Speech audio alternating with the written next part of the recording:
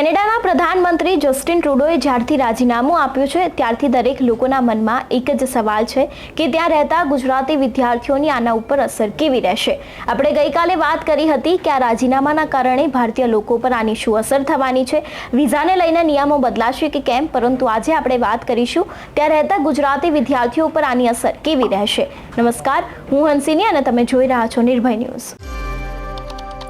કેનેડામાં જો સૌથી મોટી કમ્યુનિટી હોય તો એ છે ઇન્ડિયન કમ્યુનિટી, કારણ કે ગુજરાતમાંથી તેની સાથે જ ભારતમાંથી અનેક એવા વિદ્યાર્થીઓ છે જે કેનેડા ભણવા જતા હોય છે। આ બધાની વચ્ચે અત્યારે ભારત અને કેનેડાના જે સંબંધો છે તે ખરાબ ચાલી રહ્યા છે એવું પણ કહેવામાં આવી રહ્યું છે કે એકબીજાને જે શાબ્દિક પ્રહાર છે તે પણ ચાલી રહ્યા છે। અનેક એવા લોકો છે જે આને લઈને અત્યારે હાલ તપાસ પણ કરી રહ્યા છે। જો વાત કરવામાં આવે ત્યાં રહેતા ગુજરાતી વિદ્યાર્થીઓની તો ગુજરાત વિદ્યાર્થીઓ છે એ લોકોની પણ અત્યારે હાલત ત્યાં કફોડી બની છે, કારણ કે ત્યાં અનેક એવા જે અત્યારે પ્રોબ્લેમ છે તે ચાલી રહ્યા છે। તે પછી જોબને લઈને હોય, ત્યાં રહેવાને લઈને હોય, અનેક એવા પ્રોબ્લેમ્સનો સામનો અત્યારે હાલ ત્યાં ભારતીય સ્ટુડન્ટ છે તે કરી રહ્યા છે। આ બધાની વચ્ચે અચાનક જ પીએમ પદ ઉપરથી જસ્ટિન ટ્રુડોનું રાજીનામું આપવું એ પણ એક અત્યારે એવું કહી શકાય કે એક મહત્વની અપડેટ છે, જેનાથી ભારતીય લોકો ઉપર આની શું અસર થશે। ભારતીય લોકો ઉપર જે અસર થવાની છે તેના વિશે તો આપણે વાત કરી જ હતી, કારણ કે જો વાત કરવામાં આવે વિઝાને લઈને જેટલા પણ નિયમો ટ્રુડોએ બદલ્યા છે કદાચ હવે તેમાં કોઈ ફેરફાર પણ આવી શકે છે।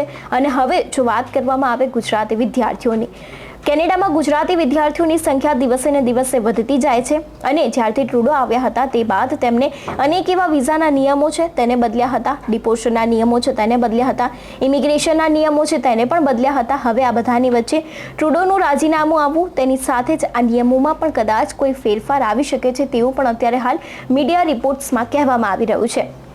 જો વાત કરવામાં આવે અત્યાર સુધી ટ્રુડોએ જેટલા પણ નિયમો લાવ્યા હતા તે દરેક નિયમોનું પાલન ભારતીય વિદ્યાર્થીઓએ કરવું પડ્યું હતું। હવે ટ્રુડોની જગ્યાએ જો કોઈ નવા નેતા આવશે અથવા તો પછી તેમની પાર્ટીમાંથી કોઈ પણ આ હોદ્દો આપવામાં આવશે તે પણ ભારતીયમાં આવું વલણ ધરાવે છે કે કેમ તે પણ એક સવાલ છે, કારણ કે જે પ્રમાણે ટ્રુડો ભારતીય લોકો ઉપર પોતાનું વલણ ધરાવતા હતા, થોડું ખટાસ ભર્યું, તેવું જ વલણ હવે બીજા નેતાઓનું રહે છે કે કેમ તે પણ એક સવાલ છે। જો રહેશે તો ગુજરાતી વિદ્યાર્થીઓ પર મુસીબત આવવાની જ છે, પરંતુ જો કદાચ નહીં રહે અને તે થોડાક લિબરલ બનશે તો કદાચ ત્યાં ગુજરાતી વિદ્યાર્થીઓને જે અત્યારે હાલ મુસીબતોનો સામનો કરવો પડે છે તે કદાચ કરવો નહીં પડે, કારણ કે અત્યારે હાલ ગુજરાતી વિદ્યાર્થીઓ છે તે દરેક વિદ્યાર્થીઓ ઉપર જોબનું જોખમ છે, તેની સાથે જ રહેવાનું જોખમ છે, ત્યાં સુરક્ષાના પણ અનેક એવા સવાલો ઊભા થાય છે, કારણ કે ટ્રુડો દ્વારા એટલા બધા નિયમો બદલવામાં આવ્યા હતા। હવે કદાચ કોઈ નવા નેતા આવે છે અથવા તો પછી તેમની પાર્ટીમાંથી કોઈ નવો વ્યક્તિ આ સત્તા સંભાળે છે તો તેમનું વલણ ખાસ કરીને ભારતીયો ઉપર, તેની સાથે જ ગુજરાતીઓ સાથે કેવું રહેવાનું છે તે પણ અહીંયા એક સવાલ ઊભો થાય છે।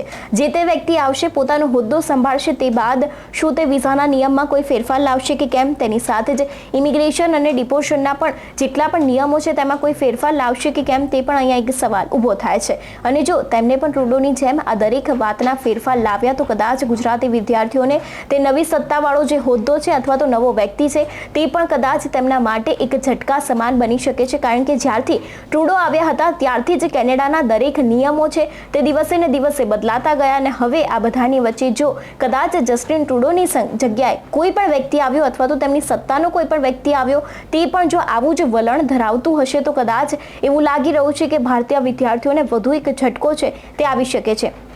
જો અત્યારની વાત કરવામાં આવે ત્યાં ગુજરાતીઓની હાલત ખૂબ જ ખરાબ છે। અત્યાર સુધી આપણે અનેક એવા રિપોર્ટ જોયા છે, અનેક એવા કિસ્સાઓ જોયા છે જેમાં તેમાં સુરક્ષાને લઈને સવાલ ઊભા થાય છે, વિઝાને લઈને સવાલ ઊભા થાય છે, ઇમિગ્રેશન હોય કે પછી ડિપોર્શન હોય, તે દરેક વસ્તુને લઈને સવાલ ઊભા થાય છે। પરંતુ હવે આ બધાની વચ્ચે જો વાત કરવામાં આવે અત્યારે હાલ ટ્રુડોનું રાજીનામું આપી દેવું કદાચ એ પણ ગુજરાતી વિદ્યાર્થીઓ પર ભારે પડી શકે છે, કારણ કે તેમણે એવું કહ્યું હતું કે ઇમિગ્રેશન ધીરે ધીરે લાગુ કરવામાં આવશે અને જો કદાચ કોઈ નવી વ્યક્તિ આવી ગઈ અને તેની ઇમિગ્રેશન તરત જ લાગુ કરી દીધું તો પણ કદાચ જેટલા પણ ગુજરાતી વિદ્યાર્થીઓ છે તે લોકો ઉપર આ એક ઝટકા સમાન બની શકે છે। આ બધાની વચ્ચે હવે ગુજરાતી વિદ્યાર્થીઓનું આગામી દિવસમાં ભવિષ્ય કેવું રહેશે કેનેડામાં તે તો આગામી સમયમાં જોવાનું રહેશે, કારણ કે હવે સત્તામાં કોણ નવું આવે છે તેની સાથે જ નવું આવે છે તો તેમનું ભારત પ્રત્યેનું વલણ કેવું છે તે પણ હવે આગામી દિવસમાં જોવાનું રહેશે। તમારું શું માનવું છે આ વિષયને લઈને અમને કમેન્ટ કરીને ચોક્કસથી જણાવજો। તેની સાથે જ મારી ચેનલ નિર્ભય ન્યૂઝને લાઇક, શેર અને સબસ્ક્રાઇબ કરવાનું ભૂલશો નહીં। નમસ્કાર।